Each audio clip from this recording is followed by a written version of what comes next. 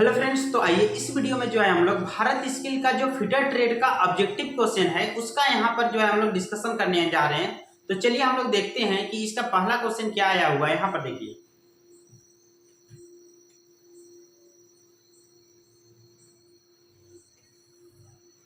देखो, what is the name of the angle mark x in the reamer. Reamer में x के रूप में चिन्हित कोण का नाम क्या है। ये एक रीमर का फोटो दिखाया गया है और इसमें एक चिन्हित एंगल दिखाया गया। देखिए, ये जो बीच वाला जो भाग देख रहे हो ना, यहाँ पर एक डॉटेड लाइन दिखाया गया है, इसको एक्सिस कहा जाता है। क्या कहते हैं? एक्सिस,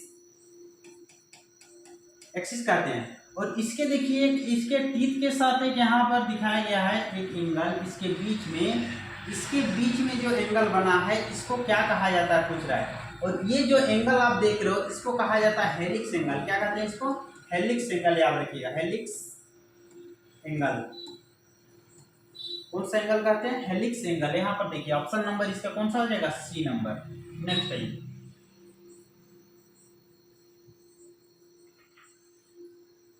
दूसरा नंबर देखिए, ये क्वेश्चन है यहाँ पर आया हुआ। देखिए,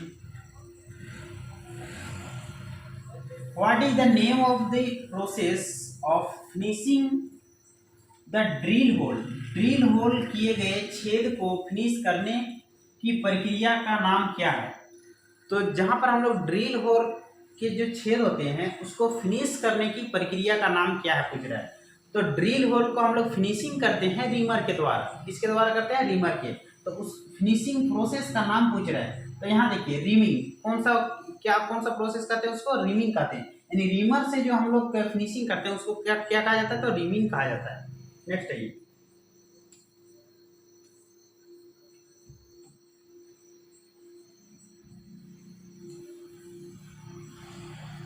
while hand reamer have uneven spacing of teeth।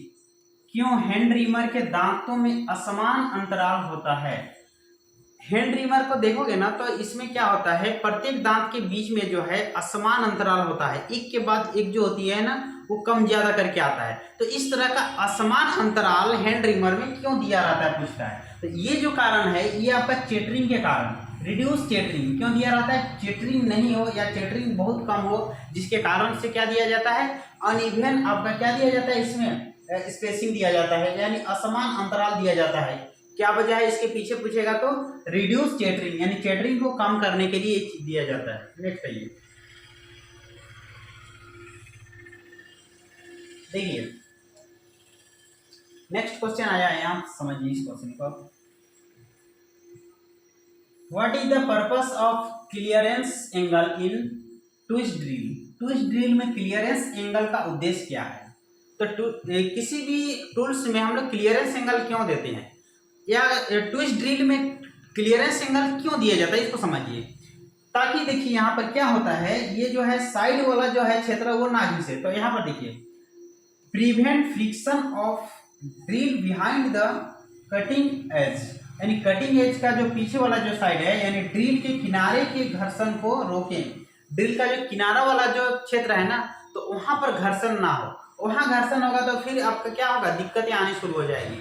ठीक है, हो सके आपका हीट भी हो जाएगा बहुत ज्यादा, क्योंकि साइड वाला क्षेत्र भी आपका क्या होगा, वो भी घिसना शुरू हो जाएगा, उसमें तो कटिंग नहीं कर पाएगा, जिसके कारण से यहाँ क्या हो जाएगा, आपका हीट होना शुरू हो जाता है। तो क्यों एक क्लियरेंस एंगल के पीछे रीजन क्या है, तो prevent friction of drill behind the cutting edge, drill के किनारे के घर्षण को क्या करता है, ये रोकने के लिए। नेक्स्ट है, यहाँ पर देखिए, what is the angle of counter sinking for riveting. Riveting के लिए काउंटर सिंकिंग का कोण क्या है। तो रिवेटिंग के लिए जो काउंटर सिंकिंग का कोण है ना, वो है कितना, 75 डिग्री। याद रखिएगा कितना है, 75 डिग्री। यानी किसके लिए, रिवेटिंग के लिए।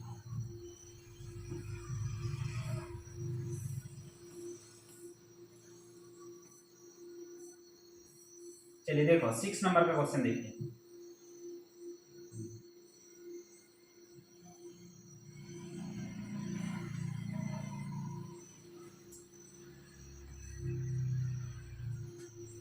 What is the reason for overheated drill while drilling करते समय ड्रिल के ओवरहीट होने का क्या कारण है। तो अभी हम बताए थे ड्रिल के ओवरहीट होने का क्या कारण था। तो देखिए क्लियरेंस एंगल क्या है, इनकरेक्ट है।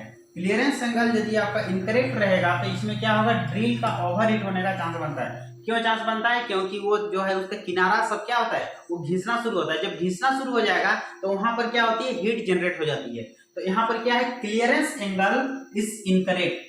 यदि क्लियरेंस एंगल सही नहीं है तो क्या होगा, उसमें आपका हिट होने का चांस बनता है। नेक्स्ट है ये 7 नंबर देखिए, what is the name of the operation to enlarge the hole for given depth. दी गई गहराई के लिए छिद्र को बड़ा करने के लिए ऑपरेशन का नाम क्या है। यदि मान लेते हैं यहाँ पर कोई एक मेरा जॉब है इस तरह का, ठीक है, देखिए इस तरह का एक कोई जॉब हम बना लिए। अब यहाँ पर हम क्या किए हैं, ड्रिल किए हैं। अब इसमें क्या करना है, इसके छिद्र को दी गई गहराई के अनुसार कुछ क्षेत्र तक इसमें क्या करना है, इसको थोड़ा सा होल को क्या करना है, बड़ा साइज करना है। तो इसको क्या कहते हैं पूछ रहा था, इसको क्या कहते हैं, काउंटर बोरिंग कहा जाता है। क्या कहा जाता है, इसको काउंटर बोरिंग कहा जाता है। यानी कुछ दी गई गहराई तक, कुछ गहराई तक यदि हम इसको इसके ड्रिल छेद को क्या कर रहे हैं, बड़ा कर रहे हैं, तो उसको क्या कहा जाता है, तो काउंटर बोरिंग याद रखिएगा। क्या कहते हैं उसको, काउंटर बोरिंग कहते हैं। नेक्स्ट है ये 8 नंबर का देखिए,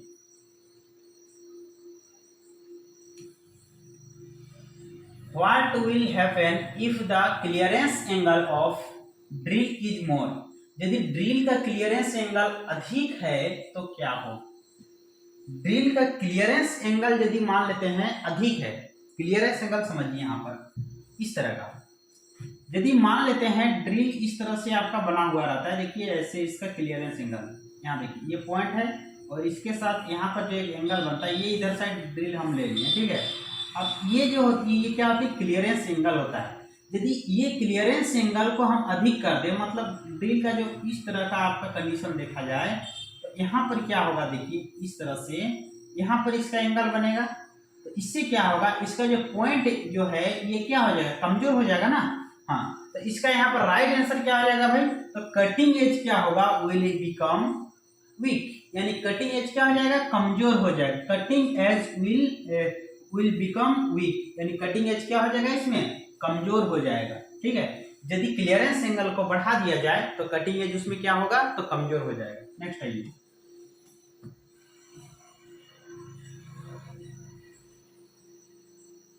9 नंबर देखो, what will happen if the spindle running out of centre while drilling. यदि ड्रिलिंग के दौरान स्पिंडल केंद्र से बाहर चल रहा होगा तो इस कंडीशन में ओवर साइज होल होता है। क्या होता है, over size hole are made. यदि स्पिंडल जो है यानी आपका केंद्र से बाहर चल रहा है तो इस कंडीशन में क्या होगा पूछता है, तो ड्रिल का जो साइज है अधिक आकार का हो जाएगा। क्या हो जाएगा, बड़ा आकार बन जाएगा। नेक्स्ट है ये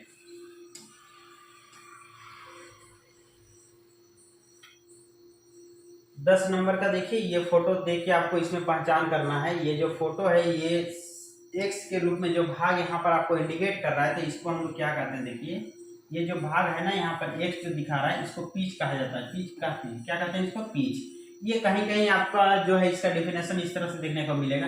ये जो देख रहे हो इसको कहा जाता है क्या, क्रेस्ट, ये जो वाला भाग, और ये वाला हो जाता है क्या, रूट। यहाँ से यहाँ तक की बीच की दूरी या क्रेस्ट से क्रेस्ट के बीच की दूरी, या दूसरी डिफिनेशन में कहीं भी अगर इधर का एडजेसेंट पॉइंट ले लीजिए और इधर तक का एक पॉइंट ले लीजिए, यहाँ तक के बीच की दूरी को भी हम लोग क्या कहते हैं, तो पिच कहते हैं। तो ये आपका क्या है, पिच है। यहाँ जो एक्स के रूप में जो दिखाया गया है इसको क्या कहते हैं हम लोग, पिच कहते हैं। नेक्स्ट है यहाँ पर एक ग्राइंडिंग मशीन का जो है, इस ग्राइंडिंग व्हील का यहाँ पर स्पेसिफिकेशन दिया हुआ है, इसको देख लीजिए, ठीक है। इससे क्वेश्चन पूछा जाता है, ध्यान दीजिएगा।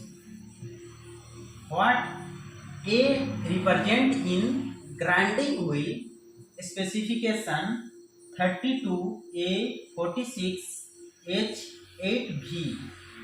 यानी एक ग्राइंडिंग व्हील जिसका विनिर्देश इस तरह से दिया हुआ है, उसमें ए पूछ रहा है कि ए क्या है।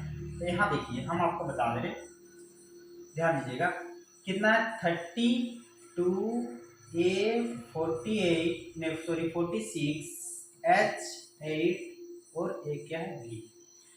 इसमें कुछ नंबर है, इसको याद देखिए। ये जो शुरू वाला जो 32 देख रही है, मैन्युफैक्चरिंग जो कंपनी होती है उसके नाम होता है। किसका होता है? मैन्युफैक्चरिंग कंपनी या उसका ग्रेड होता है जहाँ से इसका मैन्युफैक्चरिंग किया जाता है, ठीक है। दूसरा ये जो देख रही है ये एब्रेसिव है। क्या है? एब्रेसिव। ये जो देख रहे हो ये आपका ग्रेन साइज होता है। क्या होता है? Grain size. एच जो देख रहे हो ये ग्रेड होता है। ग्रेड अलग अलग आपको देखने को मिलेगा ग्राइंडर व्हील। और 8 जो देख रहे हो ये स्ट्रक्चर होता है। स्ट्रक्चर और स्ट्रक्चर जो है यहाँ पर दो टाइप का देखने को मिलेगा, एक होगा डेंस स्ट्रक्चर और दूसरा ओपन स्ट्रक्चर। और भी जो देख रहे ये होता है बॉन्ड, जिस बॉन्ड से उसको क्या किया जाता है? बॉन्डिंग किया जाता है। इसके ग्रेड ये सब को, ठीक है। तो यहाँ हमको कौन सा पूछा था भाई? तो ए पूछा था। तो ए यहाँ पर क्या है? एब्रेसिव है। यहाँ पर मुख्य रूप से देखा जाए आपका दो टाइप का जो है आपका एब्रेसिव यूज किया जाता है, एक एल्यूमिनियम ऑक्साइड और सिलिकॉन कार्बाइड का एब्रेसिव यूज किया जाता है। तो यहाँ पर ए जो इंडिकेट कर रही है एल्यूमिनियम ऑक्साइड को कर रहा है।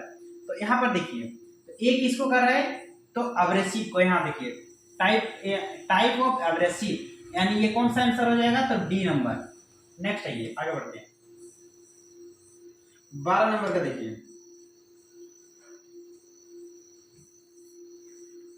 What is to be done after dressing the grinding wheel to run concentric चलने के लिए नए ग्राइंडिंग व्हील को लगाने के बाद क्या करना चाहिए? तो देखिए कभी भी हम लोग जो है नया ग्राइंडिंग व्हील को जब हम लोग लगाते हैं ना, तो उसके बाद हम लोग ट्रूइंग कर लेते हैं। चाहे आप कोई भी व्हील का आप चक्का को भी देख लीजिए तो उसको भी ट्रूइंग किया जाता है। तो यहाँ भी हम लोग क्या करते हैं? ग्राइंडिंग व्हील को लगाने के बाद उसको क्या करते हैं? ड्रेसिंग करके लगाते हैं। उसके बाद क्या करते हैं? उसको ट्रूइंग किया जाता है ताकि वो सही से घूमे। अगर वो ट्रूइंग क्या नहीं रहेगा तो वो बहुत ज़्यादा आवाज़ करता है, साउंड बहुत ज़्यादा आएगा, या वो आपका ब्रेक होने का भी उसमें चांस बनता है। तो यहाँ पर राइट आंसर इसका क्या आ जाएगा? ट्रूइंग। यानी ट्रूइंग करने के बाद ही हम लोग क्या करते हैं? उस पर वर्क करते हैं। नेक्स्ट आइए, अब यहाँ पर एक क्वेश्चन आया, देखिए what is the product obtain from blast furnace. देखिए यहाँ एक हम छोटा सा ट्रिक आप लोगों को दिखा रहे हैं, ठीक है। उस ट्रिक को याद रखिएगा तो आपका जितना भी आपका इस तरह का क्वेश्चन है ये आपका क्लियर हो जाएगा। देखिए एक हम शॉर्ट में लिख रहे हैं, बहुत ज़्यादा डिफिकल्ट नहीं होने वाला है। PBCCW और लास्ट में फिर पी ले लीजिएगा। यहाँ शुरू में पी लिखे थे और लास्ट में फिर से पी ले लिए, तो PBCCWP इसको याद रखिएगा, आपका सारे चीज क्लियर हो जाएगा। पी से होता है पिग आयरन। क्या होता है? Pig iron. बी से होता है blast furnace. Blast furnace. C से होता है cupola furnace, sorry cast iron. Cast iron.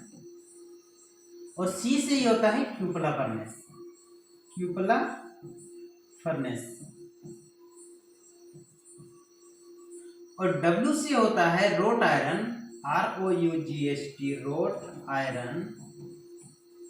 और पी से होता है पुडलिंग फर्नेस। क्या होता है? Puddling furnace.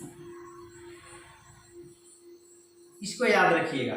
पी से क्या होता है? Pig iron. तो पिग आयरन कहाँ बनता है? ब्लास्ट फर्नेस पर।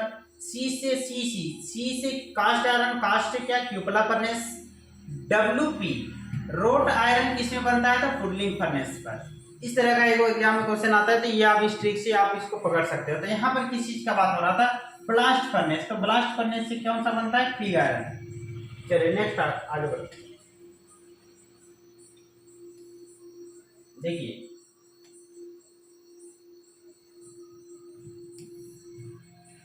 which metal is used to manufacture magnet, ball bearing and cutting tools। तो देखिए कौन सा मटेरियल से बोल रहा है कि मैग्नेट, बॉल बेयरिंग और कटिंग टूल्स तैयार किए जाते हैं। तो ध्यान दीजिएगा यहाँ जो मैग्नेट की बात कर रही है और वहां से आपको क्वेश्चन को पकड़ना है। और मैग्नेट जो बनता है वो आपको पता होना चाहिए, वो कोबाल्ट से बनता है और इसके अलावा भी आपका निकेल ये सबसे भी बनता है। किससे? निकेल से भी। तो यहाँ जो मेरा ऑप्शन है वो क्या होगा? राइट आंसर वो होगा आपका कोबाल्ट। यहाँ पर आपका निकेल का ऑप्शन नहीं है। यहाँ पर देखिए आपका और दो यहाँ पर कुछ ऑप्शन आपको दिखेगा। यहाँ देखिए कैडमियम है, वेनेडियम है, मोलिब्डेनम है। तो यहाँ जो है आपका कौन सा होगा? कोबाल्ट हो जाएगा। जो फेरस मेटल है ना वही आपका जो है मैग्नेट बनाने का काम में आता है ज्यादातर। नेक्स्ट है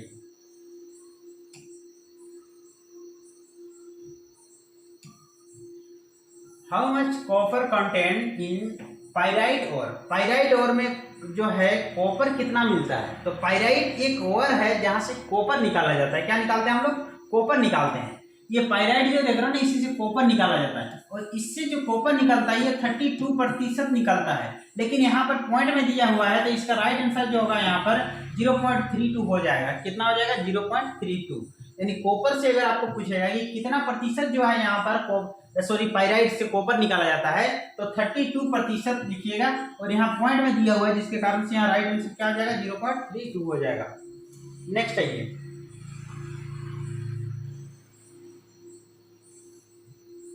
Which metal is resistant to many types of acid?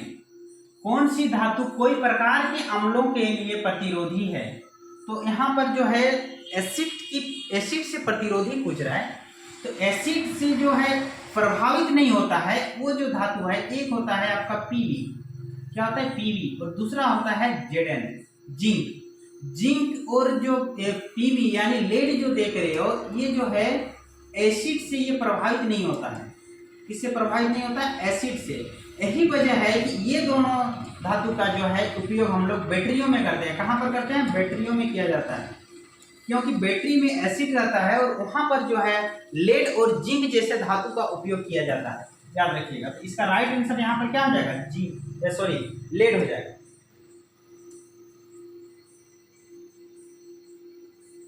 चलिए इसको देख लीजिए।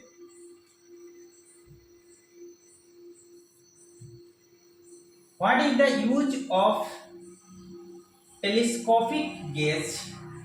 टेलीस्कोपिक गेज का उपयोग क्या है? तो आप लोग को पता होना चाहिए कि टेलीस्कोपिक गेज का जो उपयोग हम लोग करते हैं ये स्लॉट को चेक करने के लिए करते हैं। होल और स्लॉट को देखिए, मेजर साइज ऑफ होल और स्लॉट, किसे? छेद, स्लॉट के आकार को मापने के लिए। किसके आकार को? स्लॉट के आकार को मापने के लिए यूज किया जाता है। किसका? टेलीस्कोपिक गेज का। याद रखिएगा।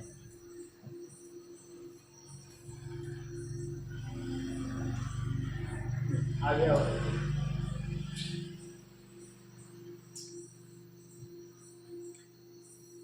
which method is suitable to remove the broken stud very near to the surface?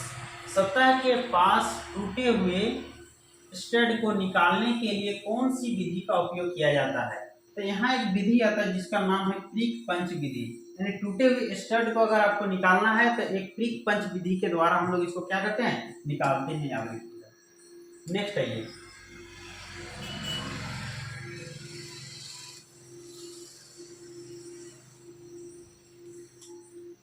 What is the angle of counter sink head screw? Counter sink head screw का कोण कितना है? तो इसका याद रखिएगा, इसका कितना है? 90 डिग्री। कितना होता है? 90 degree. Counter sink head screw का याद रखिएगा। नेक्स्ट आइए यहाँ पर देखिए एक ड्रिल बिट का फोटो दिखाया है और ये एक्स के रूप में आपको क्या है? क्वेश्चन पूछा हुआ है। और ये जो एक्स जो देख रहे हैं इसको कहा जाता है, ये वाला भाग जो देख रहे हो ना, ये देखो इस तरह का आपको पता होगा कि इस तरह का आकार में क्या होता है? लिप याद रखिएगा। ठीक है। तो लिप क्लियरेंस एंगल कौन सा है? लिप क्लियरेंस एंगल याद रखिएगा। यानी इसका राइट आंसर जो हो जाएगा डी नंबर।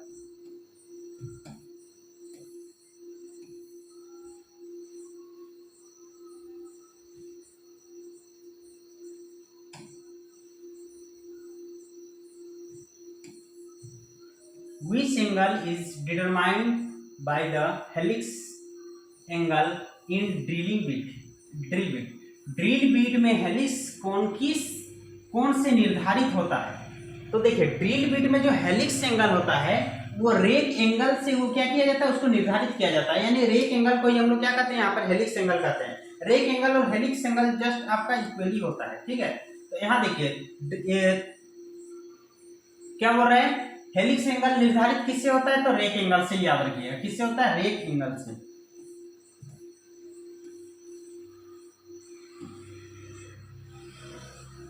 नेक्स्ट है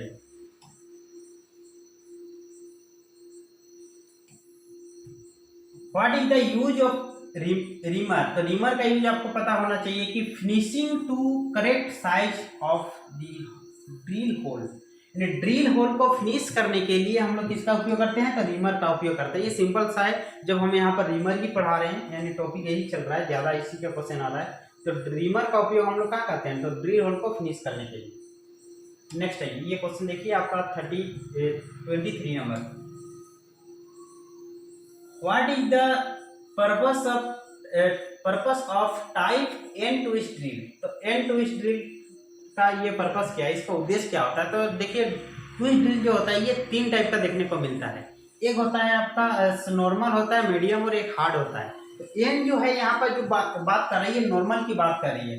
नॉर्मल में हम लोग निम्न कार्बन स्टील के लिए उपयोग करते हैं। किसके लिए, सामान्य निम्न, यानी आपका use for normal low carbon steel के लिए इसका उपयोग किया जाता है। तो इसका राइट आंसर क्या हो जाएगा यहाँ पर, डी नंबर।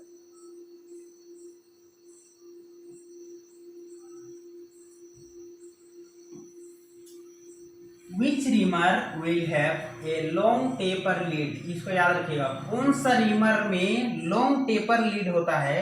तो ये जो होता है ये आपका हैंड रीमर में होता है। किसमें देखने को मिलता है, लॉन्ग टेपर लीड, तो हैंड रीमर में। इसका राइट आंसर जो होगा यहाँ पर क्या है, ए नंबर।